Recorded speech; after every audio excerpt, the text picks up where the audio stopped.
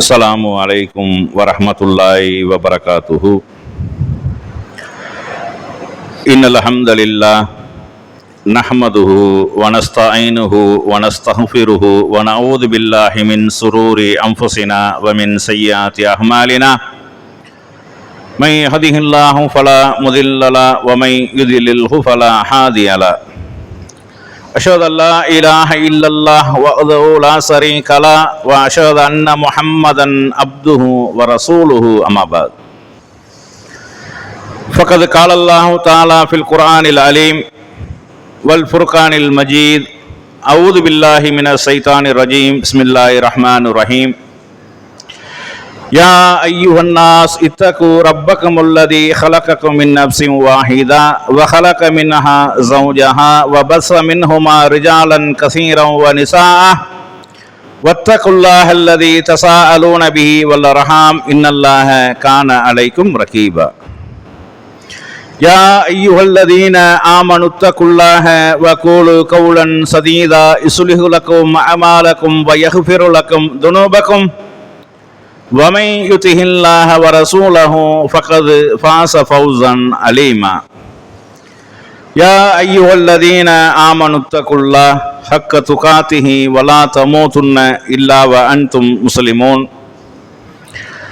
قال نبينا صلى الله عليه وسلم إن أصدق الحديث كتاب الله وأحسن الهدي هدي محمد صلى الله عليه وسلم. ஷர்ரல் உமூரி முஹ்தஸாத்துஹா வ குல்ல முஹ்தஸத்தின் பித்ஆ வ குல்ல பித்அத்தின் லலாலா வ குல்ல லலாலத்தின் ஃபின்னார். எல்லாம் வல்ல அல்லாஹ் சுப்ஹானஹு வ தஆலாவின் நல்லடியார்களே, அல்லாஹுவின் மாபெரும் கருணையினால் புனித ஜும்மா தொழுகைக்காக இங்கே நாம் ஒன்று கூடியிருக்கின்றோம்.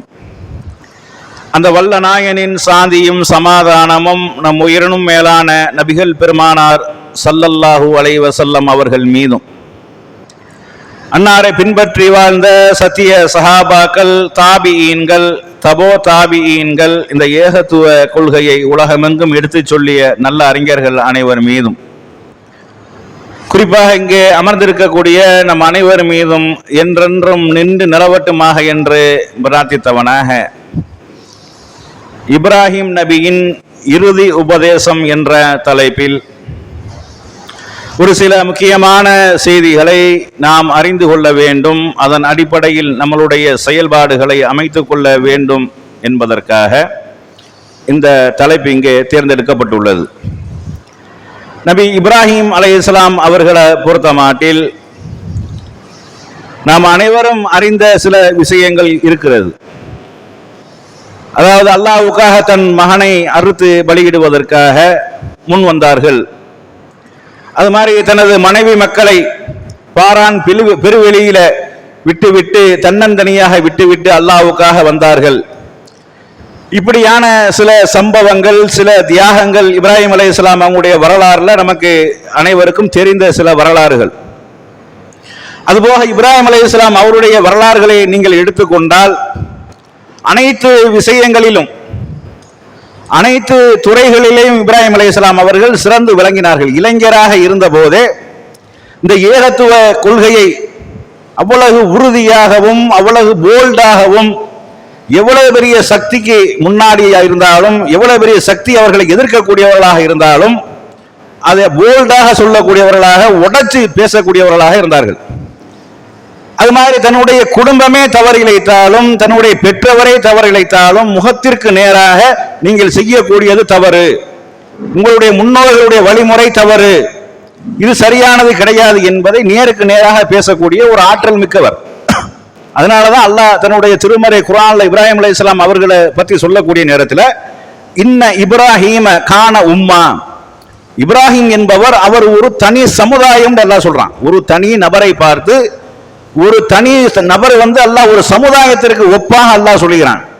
ஏனென்றால் ஒரு சமுதாயமே சேர்ந்து செய்ய முடியாத பணிகளை எல்லாம் தன்னந்தனியாக நிறைவேற்றியவர், தன்னந்தனியாக மோதியவர், எவ்வளவு பெரிய எதிர்ப்புகள் வந்தாலும் அதை எதிர்கொண்டவர், மன்னன் இடத்திலேயே வாதத்தை வைத்தவர், பெரிய மன்னராக ராஜாவாக இருக்கக்கூடிய அவனுக்கு முன்னாடியும் சத்தியத்தை துணிந்து சொன்ன ஒரு தைரியமிக்க ஒரு பேராற்றல் மிக்கவர்களாக இப்ராஹிம் அலைஹிஸ்ஸலாம் அவர்கள் திகழ்ந்தார்கள்.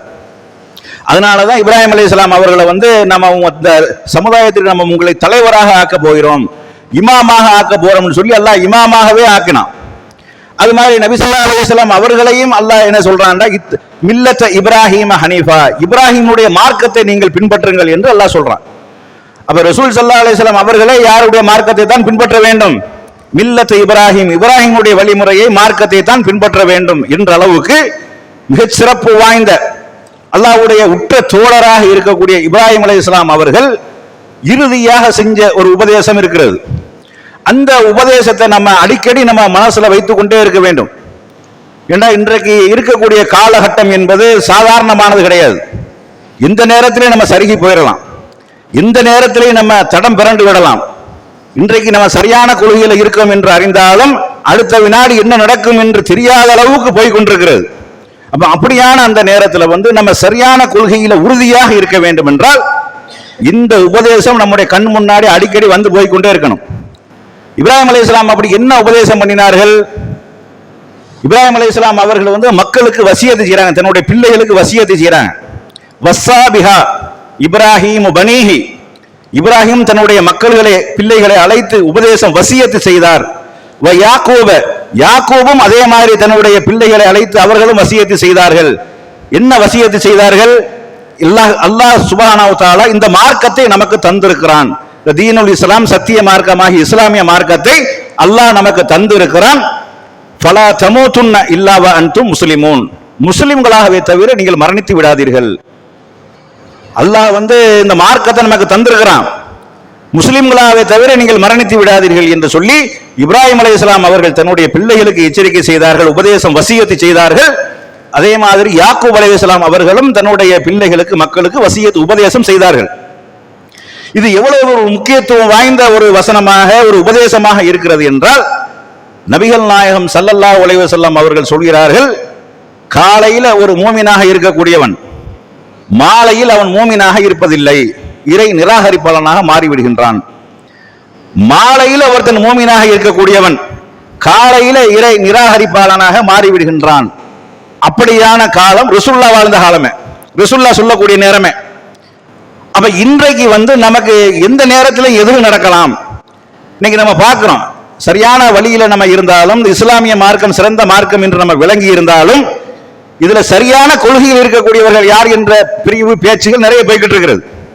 இஸ்லாம் என்ற பெயர்ல இருக்கிறாங்க, தங்களை முஸ்லிம்கள் என்று அடையாளப்படுத்துகிறார்கள். ஆனா அவர்களுடைய கொள்கை கோட்பாடுகளை நீங்கள் எடுத்து பார்த்தீர்களே ஆனால், இஸ்லாம் சொல்லக்கூடிய கொள்கை கோட்பாடுகளுக்கும் அவர்கள் நம்பிக்கொண்டிருக்கக்கூடிய கொள்கை கோட்பாட்டிற்கும் எந்த ஒரு சம்பந்தமுமே இல்லை. அப்படிங்கிற அளவுக்கு தான் அந்த கொள்கை கோட்பாடுகள் இருக்கிறது. இதை நம்ம கண்ணார நம்ம என்ன செய்யறோம், பார்க்கிறோம். இஸ்லாம் என்பது ஓரிரை கொள்கை, இறைவனை மட்டுமே வணங்க வேண்டும், அவன் அல்லாத யாரையும் வணங்கக்கூடாது. இதுதான் இஸ்லாம் போதித்த கொள்கை. இப்ராஹிம் அலைஹிஸ்ஸலாம் அவர்கள் போல்டாக சொன்ன கொள்கையும் கூட. எல்லா இறை தூதர்களும் இந்த கொள்கையை சொன்னார்கள்.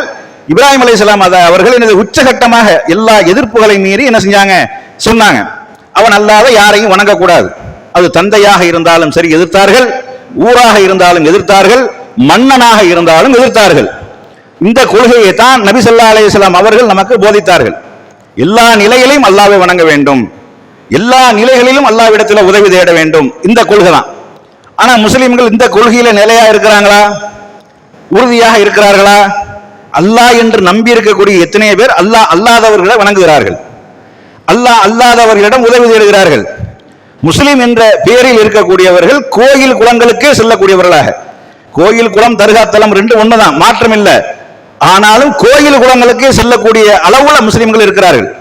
மந்திரிச்சு பார்க்கறதுல இருந்து, தாயத்து போடுவதில் இருந்து, அதற்கு நேர்ச்சி, சிலைகளுக்கு நேர்ச்சி செய்வது வரைக்கும் முஸ்லிம் பேரில் உள்ளவர்கள் இருக்கிறார்கள். அது மாதிரி தர்கா தலங்களுக்கு சென்று அறுத்து பலியிடுவதில் இருந்தும், நேர்ச்சி செய்வதில் இருந்தும், சுத்தி வருவதில் இருந்தும், முட்டை போடுவதில் இருந்தும், கொடியேற்றுவதில் இருந்தும், கூடு தூக்குவதில் இருந்தும் எல்லா காரியங்களும் செய்கிறார்கள். இது இஸ்லாம் போதித்த கொள்கையே கிடையாது, இஸ்லாத்தினுடைய கோட்பாடே கிடையாது. ஆனாலும் செய்கிறார்கள்.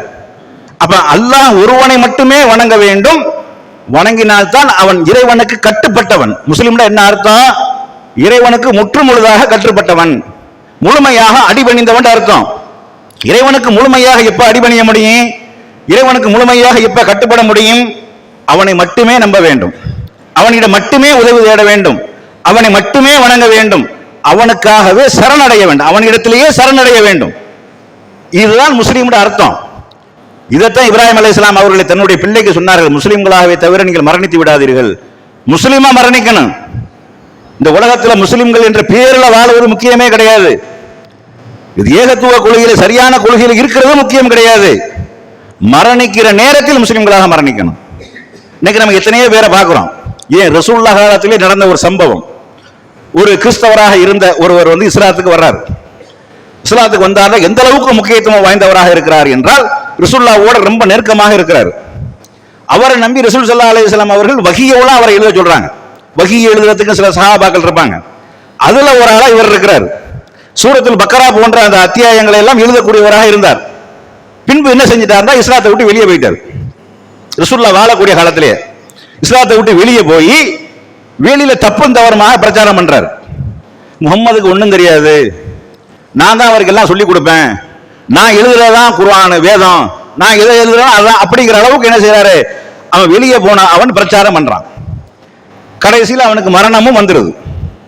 ரசூலுல்லாஹ்வோட நெருக்கமாக இருந்து இஸ்லாத்தை ஏற்றுக்கொண்டு ரசூலுல்லாஹ்வோட இருந்த அவன் நபி ஸல்லல்லாஹு அலைஹி வஸல்லம் அவர்களும் அவனை நம்பி வஹீயை எழுதக்கூடிய ஒரு எழுத்தராக அவனை நியமித்து கடைசியில் இஸ்லாத்தை விட்டு வெளியேறி என்ன செய்கிறான் என்றால் இஸ்லாத்துக்கு எதிராக பிரச்சாரம் பண்ணி தப்பும் தவறுமான செய்திகளை மக்கள் மத்தியில போட்டு முகமது என்பவருக்கு ஒன்றும் தெரியும். கதை இல்ல, புகாரில வரக்கூடிய சம்பவம், செய்தி, ஹதீஸ். அப்ப அவன் மரணம் வந்தது, அவனுக்கு மரணம் அடைஞ்சிடறான். அவனை கொண்டு போய் அடக்கம் பண்றாங்க. அடக்கம் பண்ணா பூமி துப்பிடுது, வெளி தூக்கி வீசிடுது. அப்ப அவங்க சொல்றாங்க, இது முகமது அவங்களுடைய கூட்டத்தாருடைய சதி தான் இது என்று சொல்லி மறுபடியும் ஆழமா தோண்டி உள்ள புதைக்கிறாங்க. மறுபடியும் தூக்கி துப்பிடுது வெளியே பூமி. மூன்றாவது வரையும் உள்ள போட்டு புதைக்கிறாங்க. அப்பையும் தூக்கி துப்பிடுது. அப்பதான் அவங்க நினைக்கிறாங்க இது அல்லாஹ்வுடைய சாபம் போட்டு போயிடறாங்க.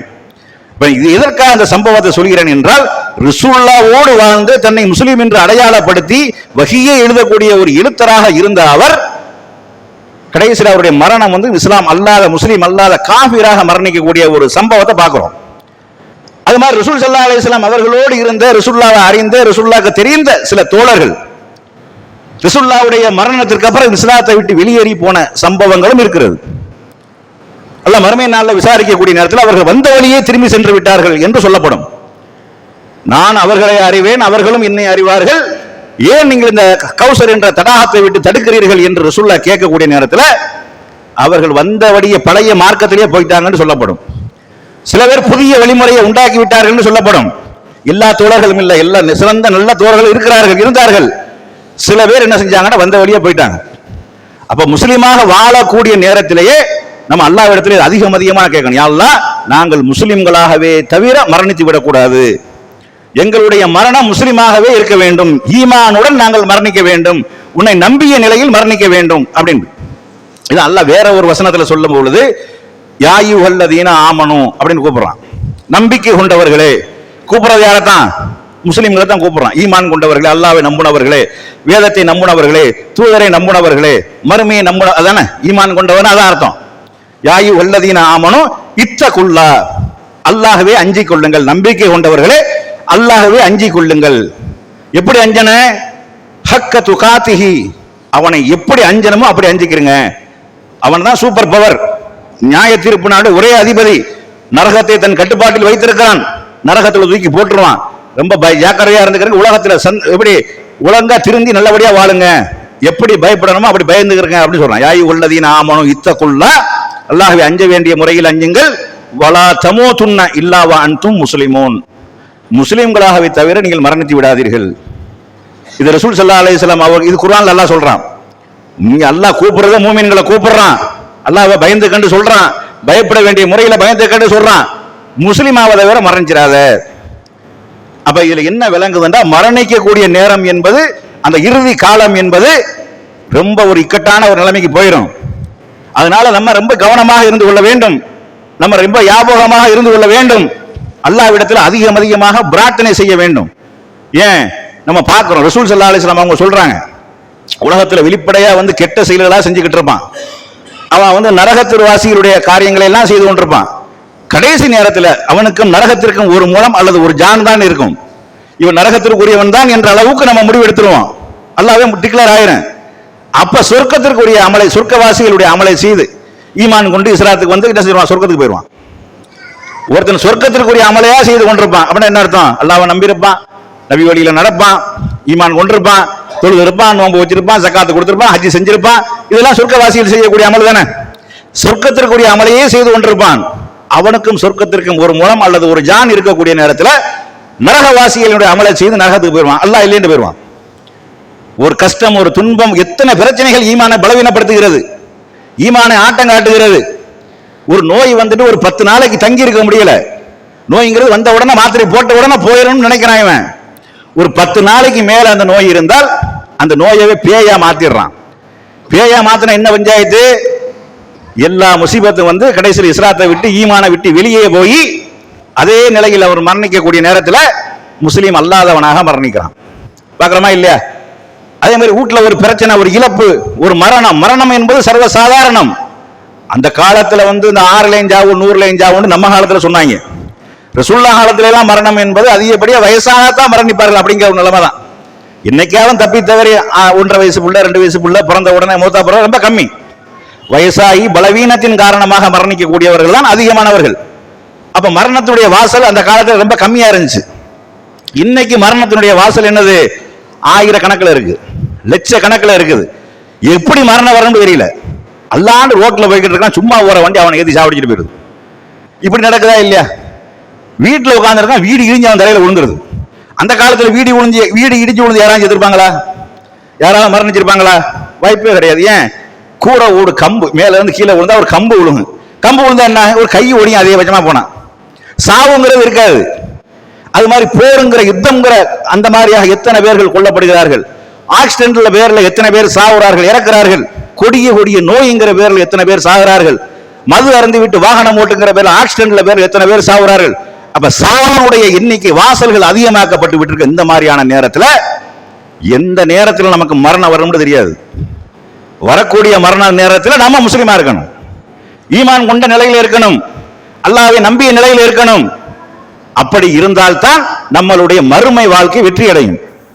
இதுக்கு தான் இப்ராஹிம் அலைஹிஸ்ஸலாம் அவங்க தன்னுடைய பிள்ளைகளுக்கு உபதேசம் பண்ணினார்கள். வஸ்ஸா பிஹா இப்ராஹிம், இப்ராஹிம் தன்னுடைய பிள்ளைகளுக்கு உபதேசம் வசியத்து பண்ணார். என்னது? ஃபலா தமூதுன்ன இல்லா வ அன்தும் முஸ்லிமூன், முஸ்லிம்களாகவே தவிர நீங்கள் மரணித்து விடாதீர்கள். அது போக ரசூல் ஸல்லல்லாஹு அலைஹி வஸல்லம் இன்னொரு சம்பவத்தை சொல்றாங்க. ஒரு மனிதருடைய இறுதி முடிவு இருக்கா இல்லையா, கடைசி முடிவு, அதை வச்சு தான் அவனுடைய மொத்த செயல்பாடுகளுமே தீர்மானிக்கப்படும். இப்ப வந்து ரசூலுல்லாஹ் காலத்துல சில சம்பவங்கள் இருக்குது. எப்படின்னா, இஸ்லாத்துக்கு அப்புறம் புதுசா வருவார். ஒருவேளை தொழுதிருக்க மாட்டாரு, ஒரு நோன்பு பிடிச்சிருக்க மாட்டாரு, ஒரு சக்காத்து கொடுத்திருக்க மாட்டாரு, எந்த விதமான வேற நல்ல காரியமும் செஞ்சிருக்க மாட்டார். உடனே போருக்கு போவார், கொல்லப்படுவார், சொர்க்கத்துக்கு போய்வார். எந்த ஒரு நல்லறமும் செய்யாமல், வணக்க வழிபாடுகள் இபாதத்துகள் எதிரையுமே ஈடுபடாமல் இஸ்லாத்தை ஏற்றுக்கொள்வார், போர்க்களத்துக்கு போவார், கொல்லப்பட்டு விடுவார், ஷஹீதாகி சொர்க்கத்துக்கு போயிடுவார். இப்படி சில சம்பவங்கள் உடனடியாக அந்த மாதிரி நடந்திருக்குது. இப்ப நம்ம வாழக்கூடிய காலத்துல வந்து எல்லா வகையிலும் நம்ம நல்லவரா வாழ்ந்துகிட்டு இருக்கோம். இந்த கடைசி நேரம் இருக்கா இல்லையா, அந்த நேரத்தில் வந்து நமக்கு நிறைய இந்த உலகத்தினுடைய மோகம், அதே மாதிரி கவனமின்மை, அது மாதிரியா இன்றைக்கு வாழக்கூடிய காலத்தில் வந்து பல சிந்தனைகள், கோட்பாடுகள், இதுகளெல்லாம் பார்க்கக்கூடிய நேரத்தில் வந்து நமக்கு நிறைய தடுமாற்றங்கள் வருது. இன்னைக்கு முஸ்லீம்ங்கிற பேர்ல நாத்தியம் பேசக்கூடியவங்க நிறைய பேர் இருக்கிறாங்க. முஸ்லீம் பேரை வச்சிருக்கிறான், பேரை பார்த்தா இப்ராஹிம் இருக்கு, அவன் பேசக்கூடியது நாத்தியம் பேசுறான். இறைவன் எங்கே இருக்கிறான்னு கேட்கிறான், இறைவனை நீ பாத்தியான்னு கேட்கிறான். யாரு? பேரா இருக்குது, இப்ராஹிம் பேரை போட்டிருக்கிறாங்க. அப்ப இன்னைக்கு பல சித்தாந்தங்கள், கொள்கைகளும் அவருடைய உள்ளத்தை, அவருடைய மூளையை மழுங்கடிக்கக்கூடிய வகையில பல கோட்பாடுகள் வந்திருக்கக்கூடிய நேரத்தில் இது நம்ம கையில உறுதியோட இருக்கிறதுக்கு உண்டான தன்மை இருக்குதான்னு கிடையவே கிடையாது. அல்லாஹ் நம்மளை வழிதவற செய்து விடாமல் இருக்கணும். அல்லாஹ்வுடைய நாட்டத்தில் ரொம்ப முக்கியம். அதனாலதான் அல்லாஹ் இது சம்பந்தமா நீங்க அதிகமா நீங்க பிரார்த்தனை செய்யுங்க. ரசூலுல்லாஹ் அதிகமா கேட்ட பிரார்த்தனையில ஒரு முக்கியமான பிரார்த்தனை என்ன? அல்லாஹும்ம யா முகல்லிபல் குலூப் சப்பித் கல்பிஹி அலா தீனிக, உள்ளங்களை புரட்டக்கூடியவனை. அல்லாஹ் ரசூலுல்லாஹ் என்ன சொல்றாங்கன்னா, ரஹ்மானுடைய 2 விரல்களுக்கு மத்தியில ஒவ்வொரு அடியானுடைய உள்ளமும் இருக்கிறது, அதை அவன் நாடியவாறு புரட்டுகிறான்ங்கிறாங்க. அதனாலதான் ரசூல் ஸல்லல்லாஹு அலைஹி வஸல்லம் அவர்களும் அதிகமா கேட்டான், அல்லாஹும்ம யா முகல்லிபல் குலூப் சப்பித் கல்பிஹி அலா தீனிக, உள்ளங்களை புரட்டக்கூடியவனே, எனது உள்ளத்தை உனது மார்க்கத்தில் நீ நிலைநிறுத்தி வை. என்னால முடியாதுன்ட்டாங்க. நம்ம நல்லபடியா இருக்க வேண்டியதான், ஈமானோட இருக்க வேண்டியதான், வணக்க வழிபாடுகள் செய்ய வேண்டியதான். அல்லாஹ்விடத்தில் இது அதிகமா கேட்கணும். என்ன கேட்கணும்? யா அல்லாஹ், உனது மார்க்கத்தில் எனது உள்ளத்தை நீ நிலைநிறுத்தி வை, என்னால முடியாது. இது அல்லாஹ் குர்ஆன்ல கூட அழகா சொல்றான். என்ன சொல்றான்டா, அதாவது யாருக்கு அல்லாஹ் நேர்வழி காட்டிய பின்பு, யார் எல்லாம் எங்களுக்கு நேர்வழி காட்டிய பின்பு எங்களை தடம்புரள செய்து விடாதே. ரப்பனா லா துஸீஹ் குலூபனா பகுத இது ஹதைத்தனா வ ஹப்லனா மின் லதுன்க ரஹ்மா இன்னக அன்தல் வஹாப். எங்களுக்கு நீ நேர்வழி காட்டிய பின்பு எங்கள் உள்ளங்களை தடுமாற செய்து விடாதே, தடம்புரள செய்து விடாதே. நீ தான் என்னது வாரி வழங்கக்கூடிய வல்லலாக இருக்கிறாய். அப்படிங்கிற துவாவையெல்லாம் அல்லாஹ் நமக்கு ஏன் கேட்க சொல்றான் என்றால், இறுதி முடிவை பொறுத்து தான் எல்லா செயல்பாடுகளும் அமையும். ரசூலுல்லாஹ் சொல்றாங்க, இன்னமல் என்னது அமாலு பில் ஹவாத்தீம் அப்படிங்கிறாங்க. ஒவ்வொரு மனிதனுடைய செயல்பாடுகளும் அவனுடைய இறுதி முடிவை பொறுத்து தான். ஆரம்பத்தில் எப்படி இருந்திருக்கலாம், பெரிய லாஜிக் பேசியிருக்கலாம், கொள்கை பேசியிருக்கலாம், சத்தியத்தை பேசியிருக்கலாம், எல்லாம் பேசியிருக்கலாம். கடைசி நேரத்தில் நாத்திகனாக மாறி விடுறான். அல்லாஹ் எங்க கேட்கிறான், அல்லாவா அப்படின்னு கேட்கிறான். பல கடவுள் வணங்கக்கூடிய நிலைக்கு போயிடுறான், எல்லாம் சரிதாண்டு போயிடுறான். அப்படியான உலக சூழ்நிலை இருக்கிறது. அரசியல் உள்ள போய் எல்லா எம்மதமும் சம்மதம் போகக்கூடிய முஸ்லீம்கள் எத்தனை பேர் இருக்கிறாங்க? அதுவும் சரிதான், இதுவும் சரிதான். நாங்க இந்த எம்எல்ஏவா இருக்கிறோம்ல, நாங்க அந்த மக்களுக்கு நாங்க தானே எம்எல்ஏ, இந்த மக்களுக்கு நாங்க தானே எம்எல்ஏ. அப்ப கோயிலுக்கு போகணுமா இல்லையா, அவன் புட்டு வச்சா ஏத்துக்கிறணுமா இல்லையா, சர்ச்சுக்கு போகணுமா இல்லையா, அவன் ஜெபம் பண்ணாண்டா நாங்க கலந்துக்கிறணுமா இல்லை, எப்படி? நாங்க எல்லாத்துக்கும் எம்எல்ஏவா இருக்கிறோம், நாங்க எல்லாத்துக்கும் எம்பியா இருக்கிறோம், நாங்க எல்லாத்துக்கும் கவுன்சிலரா இருக்கிறோம், எல்லாம் சரிதான் அப்படின்னு போகக்கூடிய எம்மதமும் சம்மதம் இப்படியான கான்செப்ட்ல போகக்கூடியவர்கள். அதே மாதிரி ஏகத்துவ கொள்கையை விட்டு தடம் பிறண்டு பல தெய்வ கொள்கைகளை வணங்கக்கூடிய, இறந்தவர்களை வணங்கக்கூடிய, செத்து போனவர்களை வணங்க, சமாதிகளை வணங்கக்கூடிய அப்படி ஒரு கொள்கை கோட்பாடுகள். அதுபோல இஸ்லாம் என்ற பெயரில் இருந்தவர்கள் எத்தனையோ பேர்கள் புது நபியாக உண்டாகி மார்க்கத்தை குழப்பி சின்னாபின்னமாகி போனவர்கள். ரசாதி ஹலிஃபா என்று சொல்லக்கூடிய குர்ஆன் மட்டும் போதும் என்று அது அவன் ஒரு வழிகட்ட கூட்டம். அது மாதிரி மிர்சா குலாம் அகமது காதியானி என்று சொல்லக்கூடிய அகமதியாக்கள் என்ற பேர்ல அவன் ஒரு வழிகட்ட கூட்டம். புது நபி என்று தன்னை அறிமுகப்படுத்தி அவன் அப்படி இப்படி ஏராளமான கொள்கை குழப்பங்கள். இந்த மாதிரியான சூழ்நிலையில நம்ம எப்படி இருக்கணும்? யா உனது மார்க்கத்துல நான் நிலைநிறுத்தி இருக்க வேண்டும் என்றால் நீ எனக்கு அருள் புரியணும், நீ நிலைநிறுத்தி வையே. நான் முஸ்லிமாகவே மரணிக்க வேண்டும், முஸ்லிமாக தவிர நான் மரணித்து விடக் கூடாது என்பதை நம்மளுடைய வாழ்க்கையில் அடிக்கடி நம்ம கேட்க வேண்டும். இதுதான் இப்ராஹிம் அலைஹிஸ்ஸலாம் அவர்கள் தன்னுடைய பிள்ளைகளுக்கு, யாக்கூப் அலைஹிஸ்ஸலாம் அவர்கள் தன்னுடைய பிள்ளைகளுக்கு செய்த உபதேசம், கடைசியா செய்த உபதேசம் என்ன? ஃபலா தமூதுன்ன இல்லா வ அன்தும் முஸ்லிமூன். நீங்கள் முஸ்லிம்களாகவே தவிர மரணித்து விடாதீர்கள். முஸ்லிம் அல்லாமல் மரணித்தோம்னா மறுமை வாழ்க்கை நாசமா போச்சு, பிரயோஜனமே கிடையாது. இந்த உலகத்துல வாழ்ந்ததுக்கு தான் அர்த்தம் இருக்குதா? இவ்வளவு சிரமப்பட்டதுக்கு, கஷ்டப்பட்டதுக்கு, அல்லாஹ்வுக்கு கட்டுப்பட்டு தியாகங்கள் செய்வதற்கு எத்தனை பேர் சுகபோகமா வாழ்ந்திருக்கக்கூடிய நேரத்துல நம்ம கட்டுப்பாடோட வாழ்ந்ததுக்கு தான் அர்த்தம் இருக்குதா? ஒண்ணுமே இல்லை. அப்ப கடைசி நேரத்தில் எத்தனையோ பேருடைய மரணங்கள் இஸ்லாத்தினுடைய எல்லையை தாண்டி, வட்டத்தை தாண்டி போகக்கூடிய நிலைமையை நம்ம கண்ணார பார்த்துக்கிட்டு இருக்கிறோம். அதே மாதிரி ஏகத்துவம் பேசின எத்தனையோ பேர் இஸ்லாத்தை விட்டு வெளியேறி நாத்திகம் பேசக்கூடிய, பல தெய்வ கொள்கை வழிபாடுகளை பேசக்கூடிய மக்களாக போனவர்கள் நம்ம பார்க்கிறோம். அரசியல் என்ற போர்வையில் அரசியலுக்காக இஸ்லாத்தை கேலி பண்ணக்கூடிய, கிண்டல் பண்ணக்கூடிய, நீங்க பார்த்திருப்பீங்க, வேலூர் சைத்தான்ங்கிற பேர்ல பார்த்திருப்பீங்க. இப்படி ஏராளமான விஷயங்களும் கோட்பாடுகளும் இருக்கிறது. அதனால அந்த இப்ராஹிம் அலைஹிஸ்ஸலாம் அவர்கள் இறுதியாக செஞ்ச அந்த உபதேசத்தை நம்ம என்ன செய்யணும், அடிக்கடி நினைவூட்ட வேண்டும். இது அல்லாஹ் குர்ஆன்ல என்ன செய்யணும், வேற ஒரு இடத்துல சொல்லி காட்டுறா. யா அய்யுஹல்லதீன ஆமனு இத்தகுல்லா வ ஹக்க துகாத்திஹி வலா தமூதுன்ன இல்லா வ அன்தும் முஸ்லிமூன். நீங்கள் மூமின், ஈமான் கொண்டவர்களே, நம்பிக்கை கொண்டவர்களே, அல்லாஹ்வை அஞ்ச வேண்டிய விதத்தில் நீங்கள் அஞ்சிக் கொள்ளுங்கள், முஸ்லிம்களாகவே தவிர மரணித்து விடாதீர்கள். இது அழுத்தமாக சொல்லப்படுகிறது. காரணம் என்னவென்றால், நாம மரண நேரம் முஸ்லிம்களாக இருக்கணும். அதே மாதிரி யாக்கூப் அலைஹிஸ்ஸலாம் அவர்கள் தன்னுடைய மகன்களுக்கு இறுதி உபதேசமாக செய்யக்கூடிய உபதேசத்தை அல்லாஹ் சொல்லி காட்டுறான். யாக்கூப் அலைஹிஸ்ஸலாம் அவர்கள் தன்னுடைய பிள்ளைகளை எல்லாம் அழைக்கிறாங்க. அழைச்சி, எனக்கு பின்னாடி நீங்கள் எதை வணங்குவீர்கள் என்று கேட்கிறாங்க. அப்ப அவங்க சொல்றாங்க, உங்களுடைய மார்க்கமும் உங்கள் தந்தையரான இப்ராஹிமுடைய மார்க்கத்தையும் இஸ்மாயிலுடைய இறைவனாகிய அந்த அல்லாஹ் ஒருவனைத்தான் நாங்கள் வணங்குவோம். அப்ப அல்லாஹ் ஒருவனை மாத்திரமே வணங்கக்கூடிய, அவனுக்கு மட்டுமே கட்டுப்பட்டு நடக்கக்கூடிய, அவனுக்கு மட்டுமே அடிபணிந்து நடக்கக்கூடிய, அவனிடம் மட்டுமே சரணடையக்கூடியவனாக ஒருத்தன் இருந்தால்தான் அவன் முஸ்லிம். அதே நிலையில் அவன் மரணித்தால் தான் மறுமையில வெற்றி. பேசும்போது எல்லாத்தையும் பேசிடலாம், வாய்க்கு என்னது அவன் இஷ்டத்துக்கு பேசிடலாம். ஆனா மரணத்தினுடைய இறுதி நேரம், அது மாதிரி நம்மளுடைய தடுமாற்றங்கள் எத்தனையோ விஷயங்கள்ல, கல்யாணம் காட்சின்னு வந்தா தடுமாற்றம். என்ன கொள்கையை பேசுறோமோ அதுக்கு மாற்றமா, எந்த செய்தியை மக்களுக்கு சொல்றோமோ அதற்கு மாற்றமா, ஒரு எதிர்ப்பு என்று வரக்கூடிய நேரத்தில் அது மாற்றமா பேசுறோம். நம்ம ஆனா இப்ராஹிம் அலைஹிஸ்ஸலாம் அவர்கள் உயிரே போகக்கூடிய நேரத்தில், நெருப்பு குண்டத்தில் தூக்கி போடக்கூடிய நேரத்திலையும் கொஞ்சம் கூட பின்வாங்கல. சொன்னதான் சொன்னார்கள். ஹஸ்புன் அல்லாஹ் வ நிஅமல் வக்கீல், எனக்கு அல்லாஹ் போதுமானவன், அவன் மிகச்சிறந்த ஒரு பாதுகாவலன், உன்னால முடிஞ்சதை பார்த்துக்கிட்டாங்க. பெரிய குண்டத்தை வளர்க்குறாங்க, நெருப்பு குண்டம், பெரிய குண்டம், அது தூக்கி போட்டா ஒண்ணுமே இருக்காது, சாம்பல் தான். அந்த மாதிரியான நேரத்தில் எவ்வளவு உறுதியாக இருந்தார். தூக்கி போடுறவனால என்னடா முடியும், அல்லாஹ் இருக்கிறான், எனக்கு அவன் பார்த்துக்கிறான், அவன் அல்லாஹ் பாதுகாத்தான், அது வேற விஷயம். ஆனா அவர்களுக்கு தெரியாது அல்லாஹ் பாதுகாப்பான். அது மாதிரி அல்லாஹ்வுக்காக தன் மகனை அறுப்பதற்கு முன் வந்தார்கள். அறுக்க கூடாது என்று அல்லாஹ் கட்டளை போடுவான் அவங்களுக்கு தெரியாது, அறுக்காதீர்கள் என்று சொல்வான் என்று அவர்களுக்கு தெரியாது. அப்ப எவ்வளவு பெரிய தியாகங்களை செய்தார்கள், எவ்வளவு பெரிய முன்மாதிரியாக நமக்கு வாழ்ந்திருக்கிறார்கள்.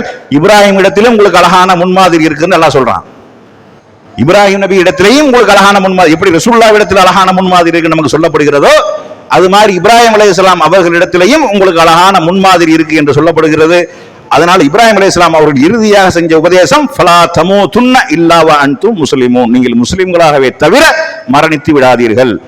இதுல நம்ம உறுதியாக இருக்க வேண்டும். அல்லாஹ்விடத்தில் அதிகமாக நம்ம பிரார்த்தனை செய்ய வேண்டும். யா அல்லாஹ், எங்களுடைய பாவங்களை எல்லாம் மன்னித்து எங்களுக்கு நீ அருள் புரிய வேண்டும், நாங்கள் முஸ்லிம்களாகவே மரணிக்க வேண்டும். வாழக்கூடிய காலத்தில் முன்ன பின்ன எது நடந்தாலும் மரண நேரம் முஸ்லிம்களாக இருக்க வேண்டும்.